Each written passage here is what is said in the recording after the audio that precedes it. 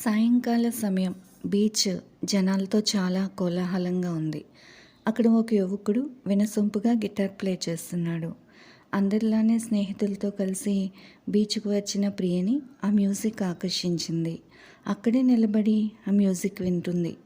ఆ అబ్బాయికి అది హాబీ అని తెలుసుకుని ప్రతిరోజు ఫ్రెండ్స్‌తో ఏదో ఒకటి చెప్పి బీచ్‌కి రావడం మొదలుపెట్టింది. ప్రతిరోజు వచ్చి తన మ్యూజిక్ వింటున్న ప్రియని ఆ అబ్బాయి గమనిస్తూనే ఉన్నాడు. అలా ఇద్దరి చూపులు కలిశాయి. రోజు రోజుకి ఆ అబ్బాయి చాలా హుషారుగా గిటార్ ప్లే చేసేవాడు. ఆ అమ్మాయి ఆ మ్యూజిక్ని చాలా ఎంజాయ్ చేసేది. అలా వారం రోజులు గడిచాయి. ప్రతిరోజులాగే ఆ రోజు కూడా ప్రియ బీచ్కి వచ్చింది. రోజు అందంగా కనిపించే బీచ్ ఆ రోజు అందంగా లేదు. ఎందుకంటే గిటార్ ప్లే చేసే అబ్బాయి రాలేదు.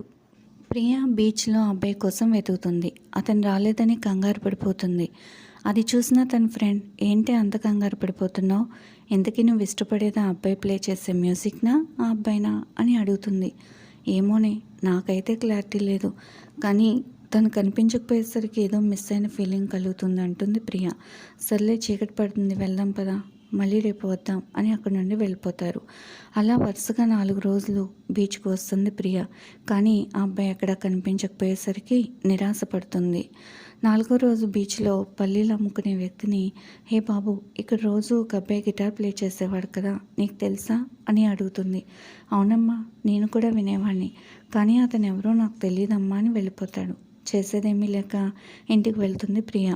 అమ్మ ప్రియ, వచ్చావా? మొన్న వచ్చిన సంబంధం వాళ్ళు మరో 4 రోజుల్లో నేను చూసుకోవడానికి వస్తా అన్నారు అంటాడు ప్రియ తండ్రి. తండ్రి పెళ్లి సంబంధం గురించి చెప్పగానే అక్కడి నుండి వెళ్ళిపోతుంది ప్రియ.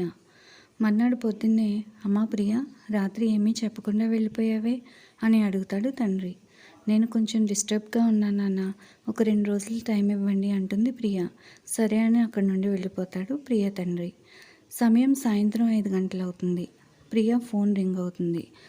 ప్రియ ఫోన్ లిఫ్ట్ చేయగానే, హలో ప్రియ, విన్నావా?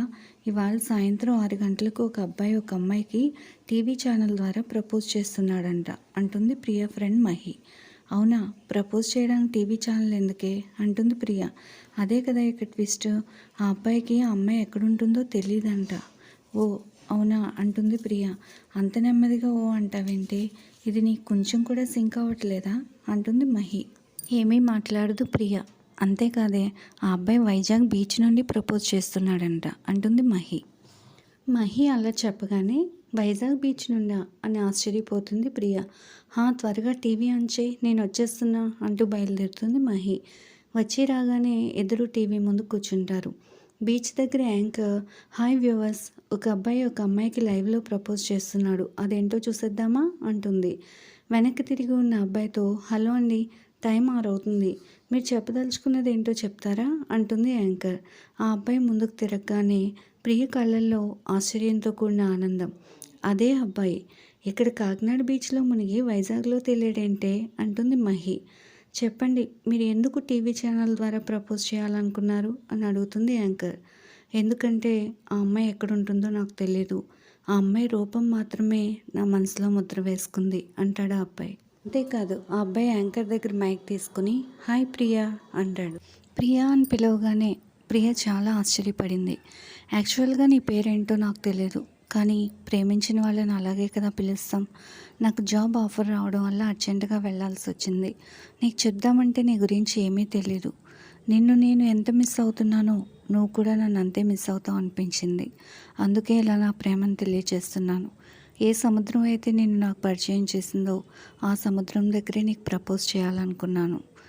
ఐ లవ్ యూ అని చెప్తాడు. ప్రియ కళ్ళలో ఆనందంతో కూడిన కన్నీరు. నేనంటే నీకు ఇష్టమైతే ఈ నెంబర్కి వెంటనే కాల్ చేయి అంటాడు. మహి వెంటనే మొబైల్ ప్రియకి ఇస్తుంది. ప్రియ సిగ్గుపడుతూ ఆ నెంబర్కి డయల్ చేసింది. ఆ అబ్బాయి చాలా యాంగ్జైటీతో హలో అంటాడు. హాయ్, ఐఎమ్ ప్రియ అంటుంది సిగ్గుపడుతూ. ఇది ఫ్రెండ్స్ లవ్ గిటార్ స్టోరీ.